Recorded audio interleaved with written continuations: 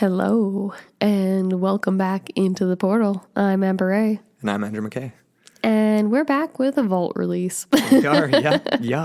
Kind of unexpected. We weren't planning on doing this. We have a really cool episode in the works for you guys, but we're I wouldn't say behind on it. We just wanted to refine it a little bit more. And it was honestly just life circumstances Yeah, and birthdays and all that jazz. So, not our birthdays, but other people's. And Indeed. we want to celebrate them. So, But luckily, we have a sweet backlog of some pretty awesome episodes for you guys to check out. And the thing I love about this is that it really coincides with Strange Times. Yeah, it totally does. Because that's the premiere. All week we've been premiering all of these new articles. Yep. We're calling it the highly irregular periodical of Straight Up Strange. It's called Strange Times, and I'm really loving it. It's awesome. And I hope you guys are. Go check it out if you haven't already. It's just at straightupstrange.com, and you can click on the Strange Times link there right at the top, and it'll bring you right to our awesome articles. And we've been releasing them all week. Mm-hmm. And today, Sunday, October 6th, if I'm not mistaken, it has been the missing head of Oliver Cromwell. This is why we decided to re-release this episode for all you fine folks out there. It's a super weird story. We covered it a little while ago for our patrons, and it was definitely kind of it falls into the historical mystery category of Into the Portal, but there's also just some serious, macabre, it's dark. It's a strange tale. And it ties perfectly into the release of this new blog. So like Amber said, hop on over to straightupstrange.com. I think we have 4 articles up on there now. They're all really cool. They're all from different members of the network, and you can find other shows on there too. So check it out and follow us on Instagram too. That kind of comes into another part of this, but we'll get to that at the end. Oh, we're getting there now. Do you have anything to say about the old Crommy Bommy before we get right into this here? Because obviously the episode does a good job of kind of detailing all of it. It really does. I love this episode. This was so fun. This was something that you brought up to me, and I was like, what? I know, right? Cromwell's head is missing. This is all just so bizarre. Yeah. And the more you look into the history of it, it becomes more and more convoluted and interesting in my perspective. Yeah. So I hope you guys enjoy this one. It's kind of a weird, twisted mystery. It definitely is. Mm-hmm. But before we get into it, we have one more thing we wanted to mention to you guys. Yep. So we mentioned this on the last episode release on the Film Friday. If you haven't checked that out, go listen to it. Make sure you watch Poltergeist if that hasn't already ruined your childhood from 1982. But Andrew's. We are, like mine and many, many others too, that reached out on Twitter and were like, this movie just destroyed me. And it was usually the clown, as was with me as well. Or the tree. Yeah, or the tree. Definitely trees. Yeah. Spooky tree, for sure. But we did mention that last year on Into the Portal, we did this super fun pumpkin carving contest in collaboration with Kryptonaut Podcast. So this year we are doing it with the Straight Up Strange Network in collaboration with Into the Portal, member of the network, obviously. Mm-hmm. So all you guys got to do is carve a badass pumpkin, whatever you want to do. Basically follow us on Instagram at Strange Pods. So we're at Strange Podcast on Twitter. If you're on there, come follow us at Strange Pods on Instagram and at Into the Portal Podcast on Instagram.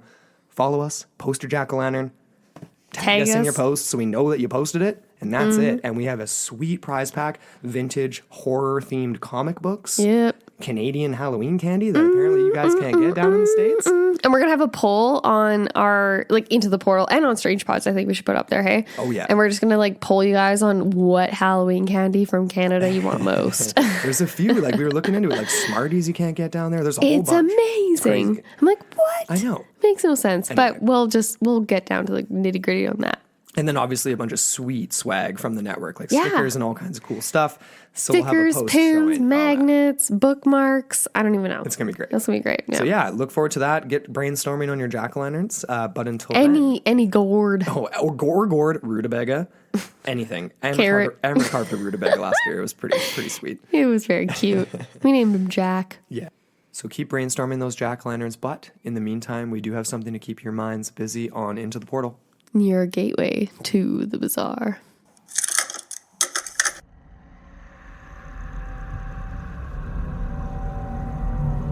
You're about to enter into a new world of knowledge, curiosities, and high strangeness.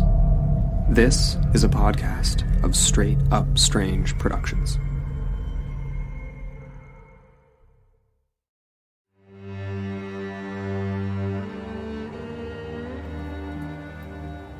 Execution is a nasty business at the best of times, particularly in the 17th century. The bloodthirsty crowds amass to take in the imminent demise of a divisive figure. For certain, this was the case with King Charles I, who suffered just such a fate at the order of none other than Oliver Cromwell, who supplanted himself as Lord Protector after the death of the king. However, this did not last particularly long, and despite the common belief outside of history circles that Cromwell was executed after the monarchy regained the throne, this was not, in fact, the case. In most bizarre fashion and under extreme political circumstances, Oliver Cromwell, Lord Protector, was executed after his death, an example made of those who opposed the crown.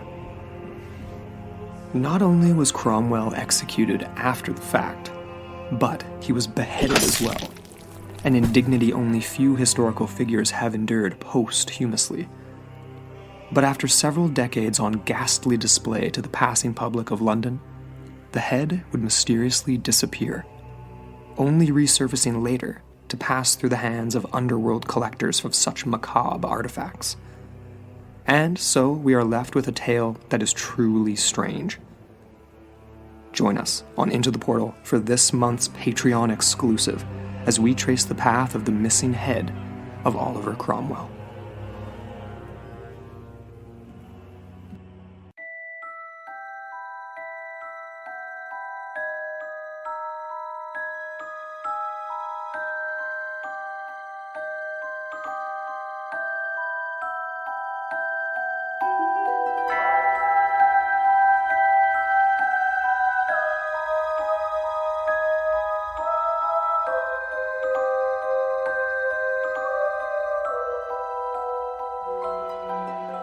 Hello, and welcome back into the portal. I'm Amber A. And I'm Andrew McKay. And we're back with another Patreon exclusive. That's right. Mm-hmm. Yeah, welcome back, everybody. And, I guess they've all been coming out at the end of the month, for the last few months. So it's like, it is on schedule here for you guys. And we have a really, we have a weird one. This is strange. Yeah. This is Andrew's idea. I thought you guys would really enjoy it. I thought it would be pretty obscure, and that's like when we set out to do Into the Portal, we were like, we want to bring you stories you haven't heard. Mm-hmm. And sometimes the mainstream ones are fun, but this one I think a lot of people may have not heard of. I definitely hadn't heard of this. I was familiar with like the Jeremy Bentham. The body. Yeah, like he was like kind of like a mummified corpse that was in which college was it? It was somewhere in the U.S. Yeah, Oh man, that's bad. But he was like his head would just go missing all the time. Yeah. Students would steal it. It was like a prank. Yeah, and like then a grad prank. Yeah, exactly. It was like who had the head? And they had to like lock it up eventually in like this vault kind of thing. Crazy. It's still right? on display though, I think. I believe so. I hope so. So we have another head story for you guys today. Yeah, this is none other than the missing head of Oliver Cromwell. When I told my mom we were doing for this month's Patreon, she just gave me the weirdest look. She's like, okay, Amber. What? Yeah, it was so funny. So just a little bit of a backstory on Oliver Cromwell. Let's give the deets here. He was born in 1599. He was born in 1959. He was a spring chicken. Yeah. But yeah, April 25th in Huntington of Huntingdonshire, England. And this man would become the leading figure of none other than the English Civil Wars that were basically ravaging the countryside in the 1640s. That's right. For a few decades, I believe. Yeah, it was nasty business. It really was. And although he wasn't a direct descendant of Henry VIII's chief minister, Thomas Cromwell, who was supposedly, according to the historicuk.com, was promoted to the earldom of Essex, but later executed in 1540 when obviously fell in the king's favor. Mm-hmm. Rough go in royal court those days. Back in the day, yeah. Yeah, but he was somehow related to him, correct? Very, very distantly. Okay. Not directly, but distantly. So he was actually technically related to the person he wanted executed. Distantly. Well, that's not too unknown in these parts of Certainly times. not. No. Seems like if there was blood, there was more reason to kill. Pretty much. Yeah, and of course there's power to be had. And so essentially his great-great-grandfather, Morgan Williams, married Thomas's sister, Catherine. So Thomas Cromwell, the one that I just mentioned above here. And that was in 1497. So it was essentially Morgan and Catherine's 3 sons who took the surname of this Cromwell in honor, I should say, of their maternal uncle. honor / trying to ride some coattails. Oh, exactly, yeah, because a name is everything. Everything. Everything. So you would cling to that until you're basically on the chopping block. Right. Any of you who've watched Game of Thrones will know what we're talking about. Oh, totally, yeah. Exactly. And so Cromwell was very able. He was known for his military prowess. And this is really well documented, obviously, but his upbringing is lesser known. He probably was a country boy, I'd imagine. Then he probably went to court, and who knows. But he did study law briefly in Lincoln's Inn Court of London. And this is where he essentially met his wife, or it's thought that he met his wife, Elizabeth, who was the daughter of Sir James Bourchier, who was a knighted London merchant. And he also owned a significant amount of land and was connected to Puritan gentry. So he was up there. He was up there. So that was a good match. Good match. Right. Which is what it was all about. This reminds me of Middlemarch. Yeah. Remember when I had to read that book? Oh, totally. And I hated it at the time. It reminds me of Downton Abbey, but a little bit. Oh, exactly. Yeah, totally. Same idea. The Other Boleyn Girl. Oh my gosh, all these references. Just start listing them off. Yeah. So later on, he would relocate to Cambridgeshire, and I hope I'm saying that right. I feel like every time Cambridgeshire. In the town of St. Ives. Ooh, like the cream. Yes, Amber, Just the cream. And this was around 1631. He did relocate again in 1636, this time to Ely. Mm-hmm. And this was because he had inherited some property from another one of his maternal relatives who was a fairly wealthy uncle. This was a significant rise in status, and the inheritance proved to be quite fruitful for him. And along with a commitment to this Puritan way of life, with this wealth, it essentially resulted in Cromwell's self-declared spiritual awakening.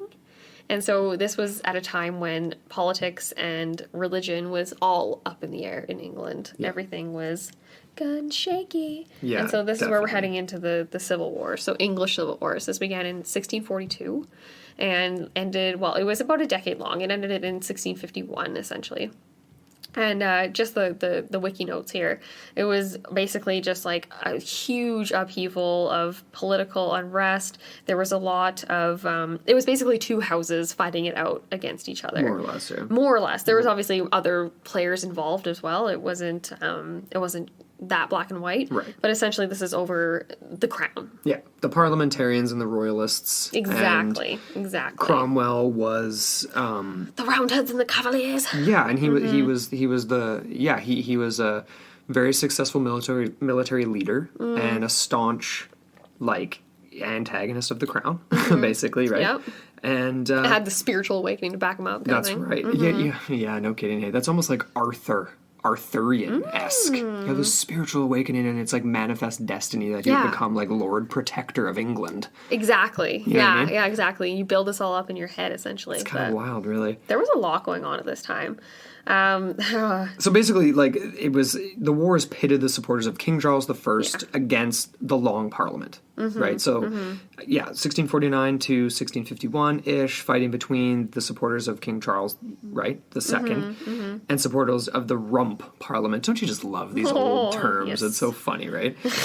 But of course it ends in the execution of Charles I, which is supported wholeheartedly by Oliver Cromwell, and he supplants himself as Lord Protector of the State, which is another term. So wait a second, Lord Cromwell supported King Charles? No, sorry. Yeah, opposite. He signed his death warrant. Yes, he signed it. That's not. Yeah. He supported the execution, and then he supplanted himself as Lord Protector of the State in place of King Charles. His King Charles II, which he should have killed. It's kind of curious.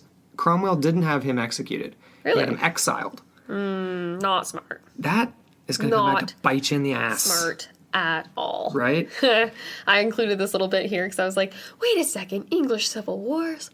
The War of the Roses. Mm-hmm. Yes. Because I've been talking about this all the time at work. That's right. I was just telling Andrew before we sat down and recorded, I was like, every time I'm at work, because there's 2 rosés right now that we're serving. It's a very seasonal beverage. They're both delicious, but it's the War of the Rosés. Right. Is what I call it, because you gotta pick what's your favorite. How many people get that reference? There's a few.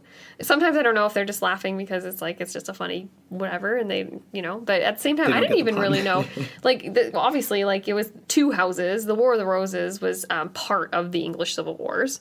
And essentially, it was the House of Lancaster associated with the red rose, and the House of York, who was the symbol of the white rose. And I remember, it was like jogging my memory as I was reading through this. I was like, oh my gosh, this is like grade 10 socials all over again. Or grade 9 socials, maybe. I don't know. One of the two. But it's really cool, hey? I love that. Yeah.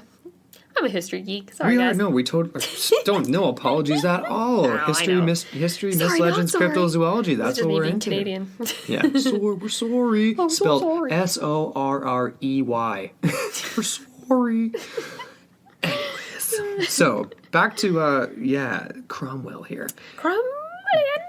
I titled this next section "The Execution," but that's a little misleading. Mm-hmm. And I was misled because I actually didn't know how this story went. Like I missed a part back in the day when I learned about this. Really? Okay. Yeah. So anyway, this is so fun. Though. So Oliver Cromwell. Fascinating. It really is. It's bizarre. And actually, there's a whole slew of historical figures that this has happened to. So it's actually not a unique precedent where this appendage goes missing. But this appendage. He died officially on Friday, September 3rd, 1658 in London, and the cause was presumed to be septicemia, also known as sepsis, right? Mm-hmm. So potentially life-threatening infection of the bacteria in the blood. It's just blood. Super common at that time, right? Just lots of people died from it. Ugh, that's weird. That's so weird to think that there's no antibiotics. Yeah, no penicillin at that time. No, you're putting leeches on yourself at this point, trying to suck Even it the out. Egyptians had penicillin. I mean, they didn't know what it was, but they were putting moldy bread on stuff, and it was healing stuff. Mm-hmm. Anyway. Okay, so he died. He wasn't executed. He died of natural causes. Okay. So he lived out his days, until the end, quite not peacefully, but he lived them out the way he wanted to. He wasn't defeated. That's right. Okay, so he was actually posthumously executed, obviously. You guys have filled that gap in already. Okay, so following his death, his natural death, he was embalmed and supposedly buried in Henry VII's chapel at Westminster Abbey, along with his daughter who had died as well. He actually had several daughters pass away. Septicemia too? I have no idea. He was one of those cases very similar to it reminds me of Darwin later on. Where it's you have a whole bunch. He probably married his cousin. He cranked out 9 kids. Probably. 6 of them made it. That type of story, right? It's kind of like kittens or something. Is septicemia can you get that sexually? That's a good question. Sorry, let's not stain his reputation unnecessarily. Well, you don't. I mean, honestly, what's better? I mean, Benny Frank died of syphilis. Yeah. Which is better, septicemia or syphilis? Syphilis is more demeaning, right? Yeah. I'd say septicemia is better. That reminds me of the Seinfeld we were watching today. Let's put a poll up. Kramer walks in the room. You gave me gonorrhea. It's I wanted to give you gonorrhea. I thought you would enjoy it. Oh, man. Okay. But the story goes that his actual body was embalmed, buried at Westminster Abbey along with his daughter. But because of his position as Lord Protector, it was because he was of his position that he was buried there, right? Mm-hmm. But of course, it's not a big surprise that, of course, Charles II, rather, the exiled son, is a little ticked off about the outcome of the last little while, right? So, Cromwell was, of course, the biggest supporter of the execution of his father, Charles I. Okay. And he signed the warrant for that execution. Mm-hmm. He appears as the third signature on that. And the only reason he appears the third, as the legend goes, I don't actually know if this is true or not, was because he just showed up late. And he would have been the first name on there. He showed up late. He was a few minutes behind the other men that were going to be signing the same warrant. And he wanted to be the first name on that list. That seems like something a guy that names himself Lord Protectorate of the state would want to make sure he's the right. But it's at that time, it's you're not going to make people rewrite up another one. You guy's going to get executed. Paper's expensive. It's hard to make. Well, the nice stuff anyway, right? Mm-hmm. Anyway, so where am I at here? Well, he's dead. Was supposedly moved to this Westminster Abbey.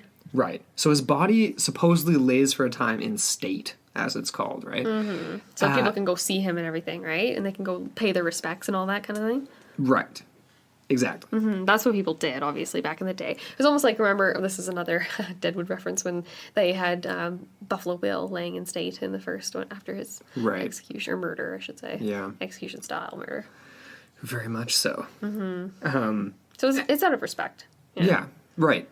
But people believed it was his body, right? And we don't know if it actually was or not, but of course it may have, whether it was or not, the actual, what people believe to be Cromwell's body may have actually stayed there in Westminster Abbey if it wasn't for his son, because his son, and I think his name was also Charles.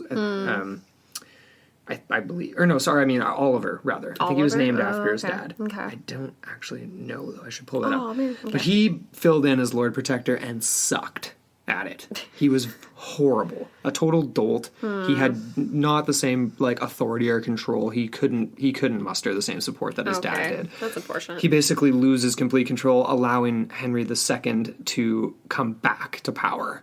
And regain control. You mean Charles II? Or sorry, Henry. I'm losing my kings here. I'm getting them all mixed up. Charles II. All right, and okay. So according to he's restored to the monarchy. Eh? That's right. Huh. Yeah. Interesting. He had some powerful friends that are still lurking in the backdrop. 1660, the monarchy was officially restored. Okay. So according to OliverCromwell.net, which is the has a ton of good information on Cromwell here. But upon the restoration of King Charles, this is a quote, upon the restoration of King Charles II to the throne, an act of indemnity, pardon, and oblivion was passed. However, the act excluded the regencies from amnesty. Regicide. A person responsible for the killing of a monarch.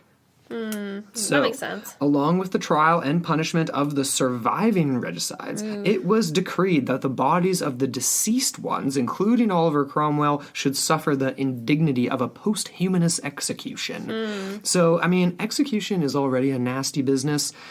I suppose... Posthumous? That's... Posthumous. It's very humorous. How about posthumous? I mean, King Charles II definitely thought it was humorous. Yeah. He was getting a kick out of this. Well, clearly. Why else would you do it? That's gross, though. The people have to dig them up and everything. Could you imagine that? Ew. It's pretty nasty. So, at least he was embalmed, though. It's not like he's just like a rotten corpse. Yeah, as long as they did a good job. True. Well, apparently they did. Yeah. They were able to execute him. If it was the right body. Maybe, yeah. Oh, okay. That's where the... Yeah. So, January 26th, 1661... Surgeon James Norfolk was commissioned by Charles II. He removes Cromwell's remains from the chapel at Westminster Abbey, and his body was moved to Tyburn in London. It was here that Cromwell and these other regicides that were dug up, who fought against the new king's brother, had their corpses hung for all the city to see. So they were hung out there for a time, all of them at once. So, brief period of time, then they were cut down to the streets, and, of course, they were decapitated. Cromwell's being the most prolific of the ones hung up. Supposedly it took 8 blows of an axe to actually sever the head from the corpse because of, I guess the embalming was pretty good. Must have been, yeah. Right? This is 12 years after lying in the Abbey, so quite a while after, right? Then, this is gruesome, mounted on a spike. I mean, I suppose that's another Game of Thrones reference. Totally. Like, yeah, totally. That's what you do with heads when you cut them off. So mounted on a spike outside Westminster Hall, and the bodies themselves were just thrown in a pit and buried. The head was left on display from 1661 all the way until around the late 1680s. We're not exactly sure. There's a murky record. We don't know exactly when the head managed to find its way down from the spike, but the legend goes that the head was blown down, in a windstorm in and around the year 1688. This is in London, sorry. The head was... Okay. Outside, Westminster Hall. So in London. Westminster Hall of London. Yeah, there's multiple places with the name Westminster. Okay, so Westminster They're all Abbey related to is different from Westminster Hall. Yeah, the Abbey is an actual, like, what's it called? Like a mausoleum? Monastery? Like multiple mausoleums. Where people are buried. I see. That'd be interesting to go visit. The Abbey, I think, was more of like a parliament. Is more like a I don't even know. It was like a public square space where people could see the heads, right? Right. So it's very public. Yeah, exactly. That's the point, obviously. Right, exactly. So yeah, left on display for a long time, like up until the 1680s. That's pretty crazy. Jeez. Ew, 2 decades? Yeah, it's a long time, right? So anyway, blown down in a windstorm, supposedly in and around the year 1688. And then one of the guards working there spotted it, knew exactly whose it was, and stuffed it in his coat, brought it home, and hid it in his chimney for safekeeping. Are you serious? Supposedly. Ew. Okay. Oh my god. He kept it for a brief period of time, but then he would sell it. So the head would go through some private hands, and people really, really wanted Oliver Cromwell's head. Black market item, eh? People were, I mean, think about it. This was heading into the Victorian era of the macabre. Macabre, right? People really were interested in oddities and weird stuff. And getting into spiritualism, too. Maybe they thought it had some sort of mystical I bet you some people were wanting to, like, juice it into a smoothie to try, or because it had some... to have it as, like, a spiritual medium to get to the afterlife to talk to Oliver or something, or who knows? Possibly. Crazy, right? If they're anything like, oh my gosh, what was the one Canadian prime minister who was obsessed with that? And he was, like, trying to find... Like, you know, he had, like, over, like, probably over 1,000 seances at his house. Oh, what's his name? That? Oh, my gosh. I'm totally... If anyone knows that reference, that's an Easter egg. You know who there. would? Ace from Nothing Ever Happens in Canada. Yeah. Oh, I bet you she would. But, yeah. The head... So it's going through multiple hands. And then at one time in the 18th century, it was actually on display in London for the paying public. And we'll have... We'll post the poster that was, like, displayed around the city. Oh, cool. And apparently it was pretty priced to get in. It wasn't just for anyone. It was for, you know, a select few that were really interested in that stuff. So, but the ownership becomes kind of muddied here in the 18th century. We're not exactly sure. It's changing hands a lot, and a lot of it's on faith. I mean, there's no certificate of authenticity. No, it's like you do DNA testing. Exactly, yeah. Right? So you're going on the fact that, let's like, okay, clearly it was severed posthumously, it's embalmed, it looks like the head that people told stories about on the spike. Yeah. And must be it. There's not even photography. Like, you know, it's not as if they would have a reference, be like, okay, this is what he looked like in life, this is what his head looks like right now. Right. If it is his head, like, you know, there's no real way to verify. All there were sketches. Sketches, eh? Yeah. Which, of course, is... It's kind of ambiguous nothing in a sense, but right? subjective interpretation. I'm curious what the color of the head would have looked like. Like, what it would have been like. I picture it's like mummified, like gray, black. Must have been, yeah. Still with some hair on it. Looking all nasty. That'd be hard to identify. Oh, man. That reminds me of, like, the Dawson City toe. Like, the mummified toe in the shot glass you take a shot of. Oh, yeah. Imagine if you had something like that. Like, you do like a beer chug out of Cromwell's head or something. Exactly. Or even just going back to the whole identification and the muddied confusions in people throughout time. Like, oh my gosh, the dude that Astonishing Legends covered, they did that series on him, the guy that lived forever. Oh my god, what was his name again? I'm misremembering that now too. But essentially he had so many different phases, right, where he would just like pop up and reappear in history. Oh, the Count of Saint Germain. Count of Saint Germain, yeah, where it was like people were like, oh, it looks like him. It looks like it could be him. I don't know. Is it him? Right. Oh, excuse me. Bless you. Oh, yeah. Oh. Your little mouse sneezes. Oh my goodness. I don't know. Allergies. Okay, so the story is pretty muddied, but then in 1815 it was purchased by a guy named Henry Wilkinson. Oh, okay. And he was convinced of its authenticity. The guy that sold it to him was very thorough in his explanation that, like, of the evidence that this was Cromwell's head. Okay, so he was convinced. Even though it had been out for 28 years in the elements before it started circulating in the hands of the underworld. Like, think about that for a second. That's a long time. It's crazy. That is pretty crazy. So, but this head, though, Cromwell's, let's just believe that it's Cromwell's. It lasted in the Wilkinson line, passed down through the family until the 1960s. So, I wanted to ask you this. I was like, where the hell are you keeping this thing as you're passing it through the family? And how do you pass that to the next family member? In a box? Yeah, in a box, I guess. Well, you gotta keep it in a box. No, but, like, do you display it on the mantle? Do you have it in a display case? Like, maybe it's, like, mounted on the wall like a deer head. That'd be pretty badass, I guess. I mean... And thing is too, like, why are you keeping? Okay, initially, even too, after it fell off the spike and it was kind of like passed around and all this stuff, and it was obviously valuable. I wonder if it would have been more valuable to the enemies of Cromwell and like the families of the people, the descendants of his enemies, that type of thing, versus his supporters. I wonder who wanted it more. That would be an interesting question to ask. Like, you know, yeah, your like hero or your villain. Like, I feel like the villain, like, I feel like the enemies would probably want it more. I agree. I think so too. I'm pretty spiteful. Yeah. In any event, the Wilkinson family clearly didn't want it anymore because in the 60s, Horace Wilkinson, one of the last in line that had possession of it, decided to reach an agreement with Cromwell's former alma mater. You know, he was an alumni of Sydney College at Cambridge. Oh, so they reached an agreement to have the head transferred back to the college so it could be like on display there, right? Huh. But that's basically it. This is essentially the basic story of the head. It's very strange, but there's reason to believe that the head may have actually ended up elsewhere for reasons unknown, that the head at the college might not be Cromwell's, and if it's not, whose is it? And it could have been easily maybe one of the other regicides, right? Potentially. Yeah. It would be even more bizarre to imagine that in some weird changing of hands, it's some other famous historical figure's head that is thought to be Cromwell's, and it's actually someone else's, and Cromwell's is buried somewhere else, thinking that it's someone else's head or something. It's the weird... Because there's gaps, musical right? chairs of the heads. Exactly. So that's where we're getting into here. Debate whether it was even the body that was executed posthumously, right? So we can go back to that original event if he even was buried where he was said to be buried at Westminster Abbey, correct? Like, or if he was spirited away somewhere else. Right. So we know for certain that his body was embalmed after death, but there is some evidence that suggests that the body was not transported to Westminster Monastery, but rather was taken from the scene quickly and then buried at a private location that was unknown. Why would they do that?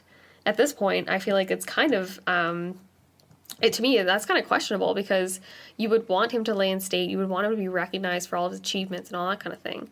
But you know, that's just my thoughts on the matter. But murky times. So if you wanted to lay in state, a lot of people in state hate your guts. Okay, that's true. But you can claim a victory over Charles the First, at least. Right, true. And it is obviously commonly known that the body did lay in rest in London following his death. The body that lay in rest was a fake.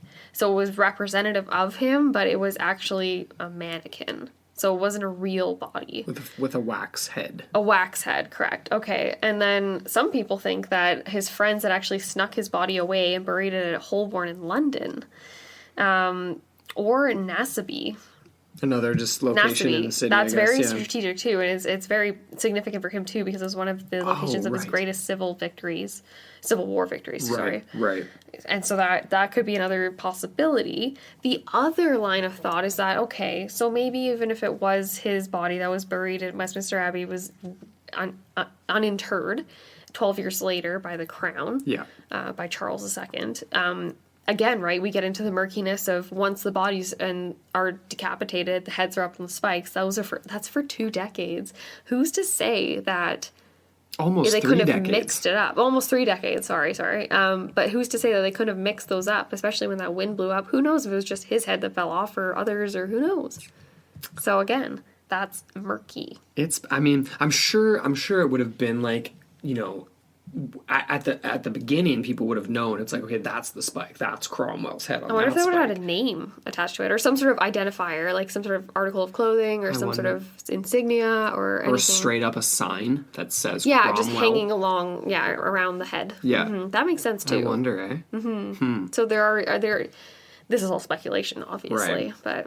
And that's what makes it fun. Yeah. Because, like, if any of this other stuff is true that you were mentioning just before that, if we are to believe that it wasn't the head on there, or even if it was the head on the spike, but that through the changing of hands, the actual head went missing or is misplaced or sold, a fake was sold and then resold again, so the actual head went to another hands, and then the person who thought they had it had a different head.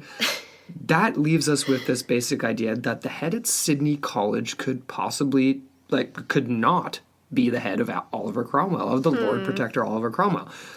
There was testing done. In the 1930s, Dr. Carl Pearson and then another guy, G.M. Morant, undertook some thorough testing. Okay. testing the skin, whatever, doing some samples, stuff like that, they agreed that whoever the head did belong to, it was obviously embalmed. They did concur that it was cut posthumously. Humously, sorry. You said posthumously. Why do I keep saying that? What's wrong with me today?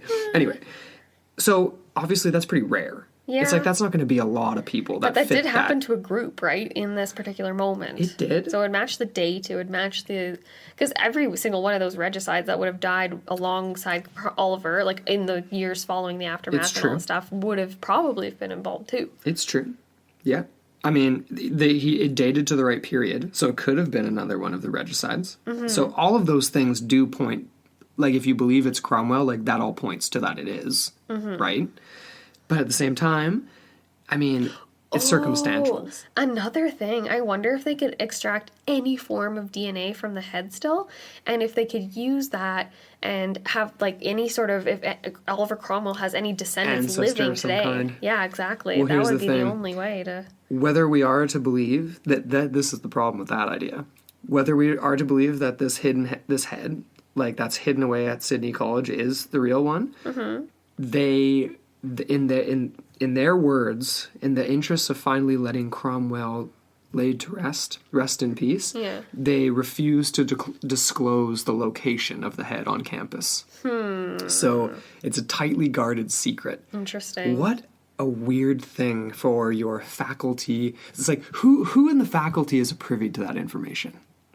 Like just the dean? Like who gets to tenured professors and the dean and that's it? Maybe. I mean... And the custodian, that's it. Somebody should rough up the custodian and try to figure out where it is on the campus. Yeah, he probably know nothing.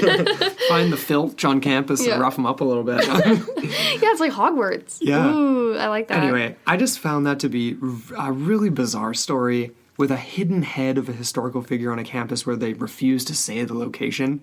Bizarre. The fun part about this story to me is the story of his death too. Yeah. Like I like that, and the fact that he died not nobly by any means, but septicemia probably would have been painful. Not the most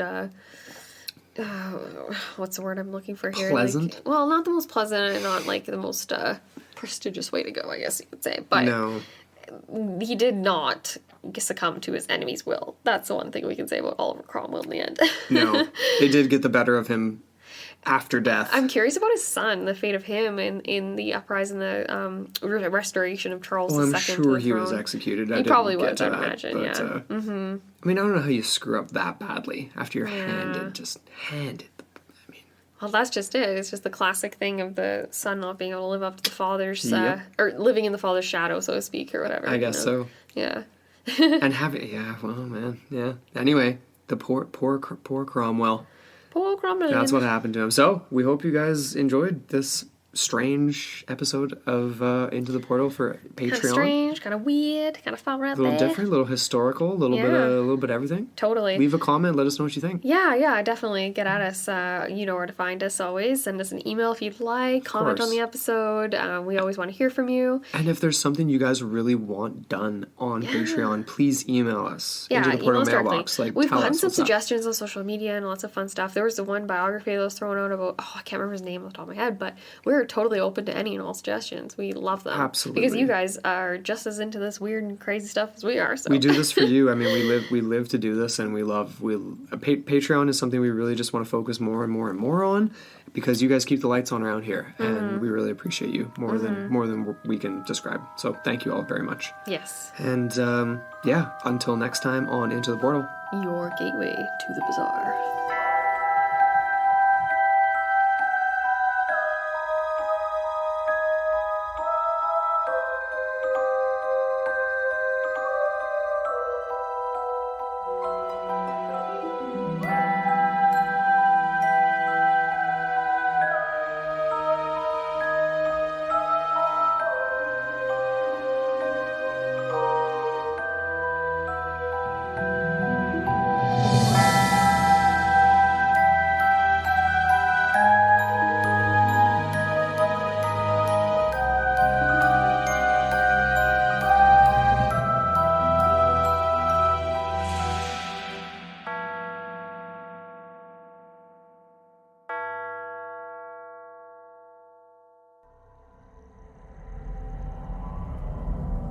This podcast is a part of Straight Up Strange Productions. Discover more shows like this one at straightupstrange.com.